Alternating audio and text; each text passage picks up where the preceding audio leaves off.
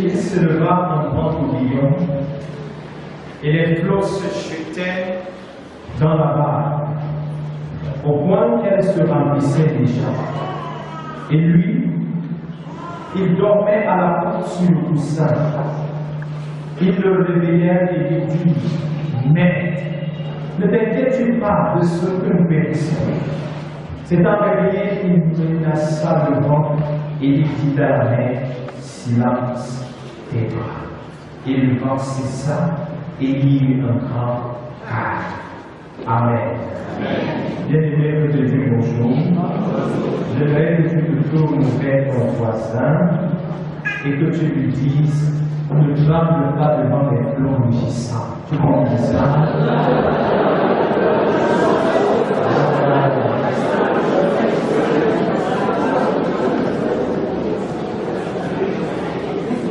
Mes frères et mes sœurs, Jésus venait juste de constituer le collège des 12 qui l'accompagneront dans son ministère terrestre. Il avait choisi parmi la foule de personnes qui le suivaient un petit groupe avec qui il devait aller ça et là pour répandre la bonne nouvelle. Ces derniers avaient déjà été témoins de quelques scènes de démonstration de la puissance de Dieu. Jésus également leur a fait, ainsi qu'à la foule qui l'écoutait, un long enseignement au bord de la mer sur la réalité du royaume. Et pour ceux qui étaient au culte dimanche dernier, on pouvait comprendre que Jésus, après avoir parti de l'image du grain de sénévé, parlait du royaume, a envoyé la foule pour parler à ses disciples. Dans le texte de ce matin, intitulé par les théologiens « La tempête apaisée », on montre encore Jésus qui, après avoir fini son enseignement sur le royaume, a renvoyé la foule et a invité ses disciples à passer de l'autre côté du lac, c'est-à-dire sur le territoire des Gadaréens. Passer de l'autre côté du lac peut vouloir dire expérimenter autre chose, découvrir de nouvelles réalités. Quand Jésus dit passons à l'autre bord, il est en quelque sorte en train d'inviter les disciples à ne pas se contenter de ce qu'ils ont déjà vécu ou expérimenté de ce côté. Parce que lorsque nous restons généralement focalisés sur nos succès d'aujourd'hui, on peut oublier qu'il y a des réalités encore plus grandes qui nous attendent devant. Lorsque tu as réalisé une prouesse, lorsque le Seigneur t'a donné d'avoir un résultat excellent aujourd'hui, ne te contente pas encore de ce que tu as obtenu. Les défis de devant sont plus grands. C'est pourquoi Jésus veut dire aux disciples, passons à l'autre bord, allons de l'autre côté, goûtons à d'autres réalités, expérimentons autre chose. Il y a des choses que je vais encore vous enseigner, mais si vous restez de ce côté du lac, vous ne connaîtrez rien. Par contre, en traversant avec moi, vous connaîtrez ce que cette foule ne connaît pas. Je vous donnerai de découvrir d'autres facettes de ma personne. C'est ainsi que les disciples, suivant le maître, se lancent dans le défi de la traversée. Et pendant la traversée, ils font face à deux challenges. Le premier challenge, c'est l'assouplissement du maître. Le second challenge, c'est l'impétuosité de la mer. Quand nous parlons de l'assouplissement du maître, il est dit dans le texte que pendant qu'ils sont en train de traverser, Jésus était carrément couché quelque part dans la barque et il dormait. Maintenant, il n'y a même pas le plus inquiétant. Le plus inquiétant, c'est que non seulement le maître dormait, mais la mer a commencé à devenir impétueuse. Un vent a soufflé, une tempête a secoué la barque, les flots se sont levés. Et non seulement les flots se sont levés, mais la barque se remplissait de manière progressive. Quand on dit que la barque se remplissait de manière progressive, c'est dire que les disciples étaient carrément devenus incapables de Si les eaux remplissaient là-bas, la conséquence de ça, c'est quoi? La barque devait chavirer. Alors, face à la mer, face à l'assouplissement du maître, que vont-ils faire? Ils se mettent à s'agiter, ils se mettent à gémir, ils se mettent à crier et à réveiller le maître. Ne vois-tu pas que nous sommes en train de périr? Ne t'inquiètes-tu pas de ce que nous périssons? Les disciples de Jésus face à la tempête, face au flot mugissant, se sont exactement comportés comme plusieurs d'entre nous quand tout devient difficile dans leur vie. La tempête, de manière générale, peut représenter quoi? Un vent violent ou une violente agitation de l'air. La tempête est définie par les dictionnaires comme une sorte de tourment furieux sur la mer qui soulève les flots. Mais si nous allons au-delà de ce que les dictionnaires nous disent, nous allons dire que la tempête, c'est tout ce qui peut t'empêcher d'avancer. C'est tout ce qui constitue pour toi une entrave dans ton parcours.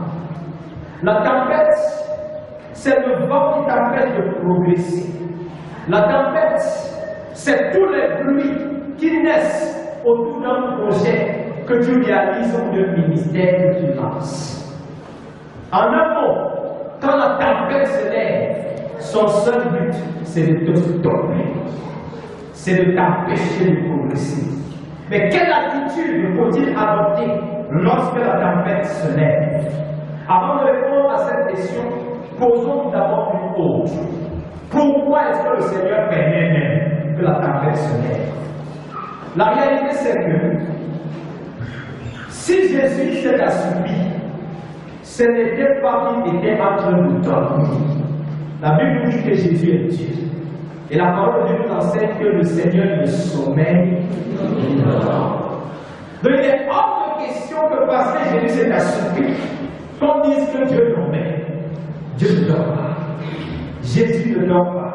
Pourquoi a-t-il permis que la tempête se lève? Pour le cas des disciples, rappelons qu'il a dit au départ, passons à l'autre bord. Et nous avons dit en non mot, expérimentons autre chose. Il est bon de le comprendre. Quand le point où je me trouve et le point où Dieu m'emmène, il y a des défis qui m'attendent sur le parcours. Entre ce que je réalise aujourd'hui et ce qui m'attend demain, il y a des vents qui vont se lever. Et d'ailleurs, il m'arrive de dire que si tu inities quelque chose de grand, de fort et de puissant, et qui ne se lève même pas de vent contre la chose, pose-toi la question sur sa véracité. Si tu inities quelque chose qui va bénir des personnes, qui va restaurer les vies, qui sera une source de bénédiction pour les gens, et que contre ça, il n'y a pas de pluie, il n'y a pas de vent qui se lève, pose-toi même encore la question de savoir si ça vient de Dieu. Si le Seigneur permet que de temps en temps, il y ait des tempêtes qui se lèvent pour menacer la barque de ta vie, c'est parce qu'il veut à travers la tempête te former. Le but de la tempête pour les disciples de Christ, c'est la formation à laquelle le maître veut les soumettre. Lorsque Dieu te prépare, il ne permettra pas que tes épreuves soient fébriles. Parce que quand il y a une destinée qui est grande qui t'attend, tu auras aussi de grands défis dans ta vie. Passez de l'autre côté, si vous lisez un peu ce qui s'est passé après qu'ils aient traversé, ils feront face à un démoniaque possédé par une légion de démons. Alors les personnes qui vont faire face à quelqu'un qui est possédé par une légion de démons, il faut qu'on les teste un peu avec une petite tempête pendant la traversée. Parfois le Seigneur permet certaines choses juste pour t'éprouver. Et au-delà de t'éprouver, pour aiguiser ta foi. Le but de la tempête, c'est de forger. Forger ton caractère. T'amener à la maturité. Mais pendant que Dieu œuvre à amener plusieurs à la maturité, quel est le comportement qu'ils adoptent? Beaucoup restent dans les murmures et les plaintes. D'autres laissent le Seigneur qui est déjà avec eux dans la barre ou repris à d'autres sources et à d'autres puissances. Comment se fait-il que parce que tu es légèrement éprouvé, au lieu de compter sur le Seigneur, avec qui tu es en train de voyager, tu commences à appeler partout et à poser tes problèmes à tout le monde? Parfois, ceux à qui tu poses tes problèmes, ne l'oublie pas, c'est les ennemis de ta destinée. Parfois, ceux avec qui tu partages certaines défis, c'est des gens avec qui ne vous même pas partager. Parce que dans les cœurs de plusieurs, il y a comme des sentiments de haine et de jalousie s'il arriverait que le Seigneur nous élève. Et lorsque vous partagez dans certains talents et défis, avec les personnes qui ne manifestent pas certaines amours envers vous, soyez-en sûrs que vous êtes en train de vous exposer à une meute que le diable peut utiliser pour vous attaquer, vous attaquer. Face à la tempête, que faut-il faire? Faire du bruit comme les disciples? Je pense que non. Mais je te pose la question, pourquoi est-ce que quand le vent se lève et que les flots deviennent mugissants dans ta vie, tu fais plus de bruit même que la tempête est en train de se? Pourquoi est-ce que quand le vent se lève, au lieu de compter sur le Seigneur, c'est à là que tu commences à te rappeler que tu as un oncle qui est à tel poste, que tu as une tante qui est à tel endroit, que tu as un cousin qui est à tel endroit? C'est pas pour rien que vous faites lever la tempête sur la barque de ta vie. Dieu prend toujours la peine de t'isoler. Il a dit quittons d'abord la foule. Là, quand le vent va se lever, il y aura seulement vous et moi. Il y a des saisons où tu as l'impression que tout le monde te laisse, tout le monde t'abandonne. En fait, ce n'est pas que tu as un problème spirituel quelconque, non. Dieu est en train de t'isoler pour mieux être ton compagnon. Dieu est en train de te retirer de la foule pour que quand le vent va se lever, tu comprennes et apprennes qu'à l'université de Dieu, le seul titulaire de toutes les chaires s'appelle Jésus-Christ. C'est le seul pédagogue que tu dois écouter. C'est ses directives que tu dois suivre. C'est ses orientations que tu vas observer. Dieu permet que la tempête se lève aussi pour moi parce qu'il veut aiguiser ta foi. Beaucoup disent avoir plu, mais c'est face au défi que Dieu reconnaît ce qui lui appartient véritablement. Beaucoup confessent croire en Jésus, mais c'est quand les flots deviennent mugissants qu'on sait celui en qui ils ont véritablement cru. Parfois, quand les flots se lèvent dans la vie de plusieurs, au lieu de crier au Seigneur Jésus, ils vont faire un voyage au village pour parler sur les tombes de leur tante, de leur grand-mère et de leur grand-père, pour dire que lève-toi et garde-nous. Les morts sont morts. Quand les flots deviennent musiciens, c'est à là que tu commences à te rappeler que quel était ton bagage à quelle époque. Et que s'il ne fait rien pour toi, tu es cuit, tu es fini. Non. La Bible dit soit celui qui place sa confiance en l'homme. Jésus, en fait, les a emmenés au milieu du lac. Et le Seigneur a laissé que le vent se lève pour qu'ils apprennent à ne compter que sur Dieu au milieu de la tempête. Quand la tempête se lève, au lieu de t'agiter, de crier dans tous les sens, c'est l'occasion pour toi de manifester ton identité d'enfant de Dieu. Voilà pourquoi quand Jésus se lève, quelle est la question qu'il leur pose? Comment n'avez-vous besoin de foi? Et les autres raisons diront quoi? Où est votre foi? Tu te lèves tous les dimanches et tu confesses à quoi? Je crois en Dieu, le Père Tout-Puissant. Chaque jour tu te lèves et tu cantes des cantiques. Je ne manquerai de rien, je ne souffrirai jamais, parce que l'Éternel est avec moi. Mais lorsque l'Éternel veut te prouver qu'il est présent au cœur de ta vie, c'est à ce moment que tu l'abandonnes pour le recourir à d'autres refuges ou recours. Dieu permet la tempête pour que ta foi grandisse et pour que tu deviennes une personne importante. L'importance s'acquiert face aux défis. L'importance s'acquiert face aux épreuves. D'ailleurs, vous n'irez jamais en classe supérieure sans avoir été éprouvé au travers de ce qu'on appelle un examen ou un test. Chaque jour, tu dis à Dieu, je veux une nouvelle dimension. Pour arriver à la nouvelle dimension, il y a une tempête qui va t'éprouver d'abord. Et je dis que quand tu sens que dans ta vie, des choses ont tendance à devenir difficiles et compliquées, et que les talents sont tels que tu ne parviens plus à t'en sortir, c'est à ce moment que le Seigneur est en train de vouloir te préparer pour la prochaine étape. Ne sois pas distrait dans les saisons pareilles de ta vie. Ne t'agite pas et ne cours pas vers les hommes. Face à la tempête, la première des choses que le Seigneur te donne de faire, c'est de garder le silence. Bienvenue garder le silence. Quand les Israélites, je prends cet exemple, ont vu la mer devant eux, ont vu Pharaon et son armée derrière, et ont commencé à s'agiter. Qu'est-ce que Moïse leur a dit? Mais vous gardez le silence et l'Éternel combattra. Il y a danger, c'est vrai. Il y a adversité, c'est vrai. Les gens ne cherchent pas ton bonheur, c'est vrai. Ils conspirent contre toi, c'est vrai. Ils ont même monté des coups contre toi, c'est vrai. Ils murmurent et ont même construit des petits clubs, des conspirateurs contre toi et contre ta promotion, c'est vrai. Mais que faut-il faire? Gardez le silence. Gardez le silence. C'est le moyen par lequel vous dites à Dieu, tu es l'interventionniste par excellence. Et c'est le moment pour toi de me prouver que si je garde le silence et me tais, tu combattras pour moi. Qui a pendu la mer? Ce ne sont pas les pleurs.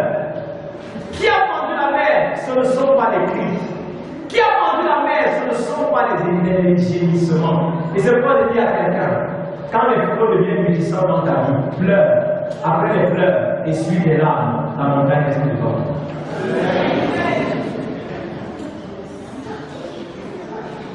Ce n'est pas parce que tu as pleuré que quelque chose va changer.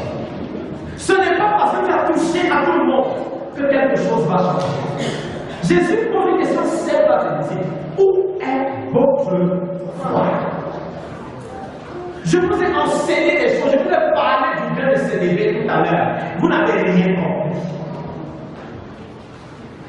J'ai opéré les miracles devant vous pour vous montrer déjà comment est-ce que moi j'agis. Mais vous n'avez rien compris. Pour peu que je me recule, pour pouvoir faire, vous me prouvez que vous ne pouvez rien faire du tout. Il arrive que face à cette situation, Dieu t'a déjà donné tout le pouvoir. Il t'a investi de l'autorité qu'il faut. Mais tu penses qu'il faut appeler les gens à faire les chaînes de prière. Ce n'est pas pour faire les chaînes de prière, même pas les justement. Parce que ce que Dieu a fait en ce moment-là, c'est que tu manifestes ta foi. Les prophètes qui nous ont précédés, les Élie, les Élisée, nous ont démontré comment est-ce qu'on se comporte quand les flots deviennent bouillissants. On envoie arrêter Élie. Quand les 50 hommes mandatés arrivent, qu'est-ce qu'il dit ici sur un homme de Dieu? Que le feu descend du ciel et vous consume. Et la chose s'est passée. Paul, acculé pendant le procès devant le proconsul, et que Élimas cherche un peu à dissuader, à distraire le proconsul, qu'est-ce que Paul dit? Tu vas devenir un peu et tu vas te tuer. Et dans les secondes qui suivent, c'est la chose qui s'est passée. En toi, il y a tout le potentiel pour calmer la tempête. En toi, il y a toute l'autorité nécessaire pour dire au vent, tais-toi. Voilà pourquoi quand Jésus se lève, il ne commence pas par interroger les disciples. Et ça, j'aime la pédagogie de notre maître. Il ne commence pas par leur dire qu'est-ce qu'il y a, parce qu'il connaît déjà ce qui se passe. Donc n'oublie pas une chose, Dieu connaît ton cœur. Il connaît ta situation. Il sait ce que tu traverses. Il sait pourquoi tu ne dors pas. Il sait pourquoi tu te couches dans ton lit et ne parviens pas à fermer les yeux. Il sait que tes pressions financières sont fortes. Il sait que la rentrée approche. Et que quand tu commences à réfléchir, parce que les parents, dès que la liste scolaire, ils ne s'oublient pas. Parce que le rendez-vous qu'il attend est dimanche. Dieu connaît tout ça. Il sait tout ça. Voilà pourquoi il peut de temps en temps se retirer un peu pour te laisser agir. Parce qu'il t'a déjà investi du pouvoir. Jésus s'est retiré simplement pour que les disciples commencent à exercer l'autorité qu'il leur a donnée. Malheureusement pour eux, ils ont démontré qu'ils étaient des fruits immatures. Et généralement, devant les premiers mugissant, c'est là où plusieurs démontrent leur immaturité, leur étroitesse d'esprit, leur petitesse spirituelle. J'aime envie de leur nanisme spirituel. Ils sont spirituellement nés. Ils lisent la Bible, mais ne parviennent pas à mettre en application des choses simples que le Seigneur leur a données, leur a déjà fait. Ils méditent la parole de Dieu, mais ne parviennent pas à laisser cette parole qui a ramené toutes choses à l'existence sans commencer à manifester la puissance et la grandeur de Dieu. Ils paniquent et s'ouvrent à tout le monde. C'est ainsi qu'au moins de copains que vous avez dans vos vies, c'est tout le monde qui est au courant. Et parmi ceux à qui vous diffusez des informations, il y a ceux qui, au lieu de prier, se moquent même de vous. Et d'autre part, je vais dire comme au quartier, quel bout aussi comme ça là pour comprendre ce que vous faites. Que fais-tu quand les flots sont bouillissants? Que fais-tu quand la tempête se lève dans ta vie? Ce que tu dois faire, c'est exercer ta foi en toute ton silence. Et exercer ta foi, c'est utiliser simplement l'autorité que Dieu t'a donnée pour commander à la mer de se calmer. C'est pourquoi quand ça ne va pas dans ta vie, parfois quand c'est fort et que tu ne parviens plus, même à dormir, tu as perdu toute la paix. Parle comme Dieu m'a parlé autrefois. D'ailleurs, le texte qui accompagne, c'est celui de Job, on nous donne l'assurance. Où il me dit, je sais que mon rédacteur est vivant. Il se lèvera le dernier et il parlera en moi. Ce qui est certain, c'est que parce que Jésus est déjà dans la barque, il se lèvera et il calmera la tête. La preuve, Jésus se réveille. Avec une menace de vent. Il dit à la mer, silence. Quand Dieu intervient dans une vie, ce n'est pas à toi qui regarde en premier, c'est à ce qui t'empêche d'être en paix qui regarde. C'est à ce qui t'empêche d'être troublé. C'est pourquoi il dit je combats tes ennemis. Donc quand un fils du royaume crie jusqu'à Dieu se lève, si c'est toi, la raison pour laquelle il gémissait, tant pis pour toi. Parce qu'on parle des banques, parfois les banques ce ne sont pas c'est les gens. Il a dit que les banques dont nous parlons soient des personnes. Et comme Dieu calme les tempêtes, ça veut dire qu'il va t'imposer le silence. Comme Dieu est celui qui s'occupe des ennemis, des siens, tu deviens par là l'ennemi de Dieu, il s'occupera aussi de toi. Il calme la tempête et il dit tais-toi et le vent a cessé. Et je prie, après avoir écouté cette parole, que quelle que soit la tempête, quels que soient les flots mugissants qui s'étaient levés contre ta vie, que l'amour de Dieu t'arrive.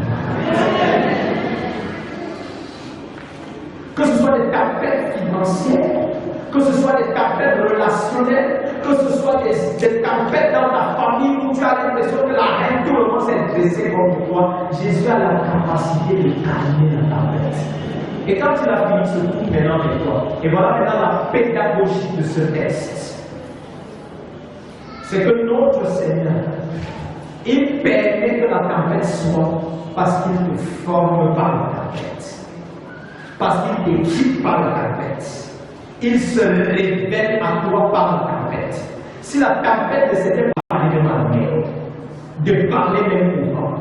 Donc Dieu permet que tu sois éprouvé pour se révéler à toi dans une dimension que tu n'avais pas encore découverte. Il permet même parfois que certaines adversités se lèvent dans ta vie pour que tu le découvres. Soit notre visage. Et que tu dises, ah, mon Dieu pouvait aussi faire ça. Dieu n'a pas cessé de te surprendre. Et je vais te dire que tant que tu lui fais confiance, il te surprendra davantage. Il n'a pas cessé de te dire qu'il y est. Parce qu'il est vivant chaque jour, il y a une dimension de lui qu'il veut que tu expérimentes.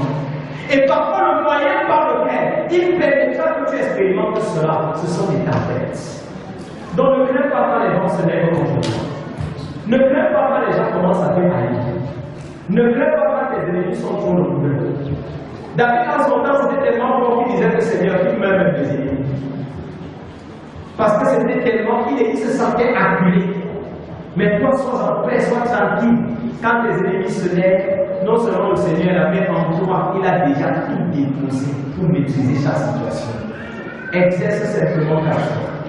Parle simplement en utilisant l'autorité et l'identité d'enfant de Dieu que tu es. Et tu verras la gloire de Dieu se manifester. Je conclurai par cette parole de Jésus à Marc.